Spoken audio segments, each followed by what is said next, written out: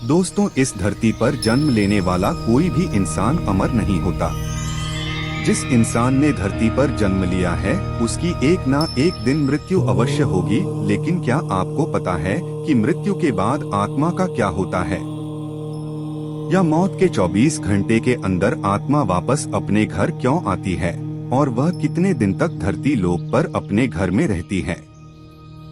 इन सभी प्रश्नों का उत्तर गरुड़ पुराण में विस्तार पूर्वक से दिया गया है। गरुड़ पुराण में यह बताया गया है कि जब किसी की मृत्यु हो जाती है तो यमदूत उसकी आत्मा को अपने साथ यमलोक ले जाते हैं, जहां उसके पाप पुण्य का हिसाब होता है और फिर 24 घंटे के बाद यमदूत उस प्राणी की आत्मा को धरती लोक पर उसके घर छोड़ जाते हैं। यमदूत के छोड़ जाने के बाद प्राणी की आत्मा वही अपने रिश्तेदारों के बीच में भटकती रहती है और अपने रिश्तेदारों को बुलाने की कोशिश करती है, लेकिन उसकी आवाज को वहाँ कोई नहीं सुनता।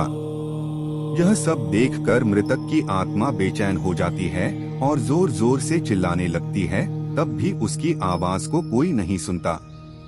इसके पश्चात मृतक की आत्मा अपने शरीर में प्रवेश करने की कोशिश करती है, लेकिन यमदूत के पाशा में बंधे होने के कारण वह मृत शरीर में प्रवेश नहीं कर पाती है। मरने के बाद आत्मा कितने दिन घर में रहती है? गरुड़ पुराण ने यह भी बताया गया है कि किसी की मृत्यु हो जाने पर जब उसके रिश्तेदार रोते बिलखते हैं तो मृत आत्मा बहुत दुखी होती है और वह भी रोने लगती है, लेकिन कुछ कर नहीं पाती और लाचार होकर जीवन काल में अपने किए हुए कर्मों को याद करके दुखी हो जाती है। गरुड़ पुराण की माने तो जब यमदूत मृतक की आत्मा को उसके रिश्तेदारों के बीच में छोड़ जाते हैं तो उसके बाद उस आत्मा में इतना बल नहीं रहता कि वह यमलोक की यात्रा तय कर सके। गरुड़ पुराण के अनुसार किसी की भी मृत्यु के पश्चात जो 13 दिनों तक पिंडदान किया जाता है उसी से आत्मा के विभिन्न अंगों की रचना होती है और फिर जो 11 और 12 दिन पिंडदान किया जाता है उससे मृतक की आत्मा रूपी शरीर का मांस और त्वचा का निर्माण होता है और जब 13वें दिन जब 13वीं की जाती है तब मृतक के नाम पर जो पिंडदान किया जाता है उससे ही वह यमलोक की यात्रा तय करती है। अर्थात मृत्यु के पश्चात 13 दिन तक मृतक के नाम से जो पिंडदान किया जाता है उसी से आत्मा को धरती लोक से यमलोक तक जाने का बल मिलता है। मरने के बाद आत्मा कितने दिन घर में रहती है? दोस्तों, इसीलिए गरुड़ पुराण में बताया गया है कि जब किसी की मृत्यु हो जाती है उसकी आत्मा 13 दिनों तक अपने परिजनों के बीच भटकती रहती है और इसके पश्चात मृतक की आत्मा धरती लोक से यमलोक के लिए अपने सफर पर निकल पड़ती है। इस सफर को पूरा करने के लिए उसे तकरीबन 1 साल लगता है। पुरानी मान्यता के अनुसार 13 दिन तक किया गया पिंडदान इस 1 वर्ष मृतक की आत्मा के लिए भोजन के समान होता है। अब कुछ लोगों के अंदर यह सवाल उठ रहा होगा कि अगर किसी मृत आत्मा का पिंडदान नहीं किया गया तो क्या होगा?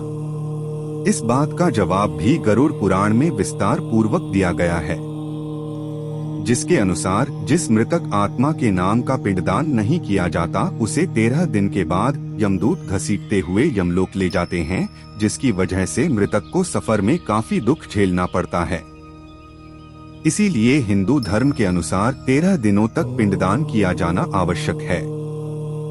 इन सब बातों के अलावा गरुड़ पुराण में यह भी बताया गया है कि अगर 13वीं के दिन मृतक के परिजनों के द्वारा किया जाने वाला भोज कर्ज लेकर किया जाए तो आत्मा को शांति नहीं मिलती।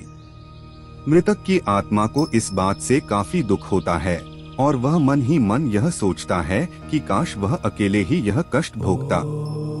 गरुड़ पुराण में यह भी बताया गया है कि जो मृतक के परिजन को कर्ज लेकर भोज करने को मजबूर करता है ऐसे इंसान को यमराज कभी भी माफ नहीं करते और उसकी मौत के बाद उसे कई तरह की यातनाएं सहनी पड़ती है और फिर उसे वापस मृत्यु लोक में भेज देते हैं।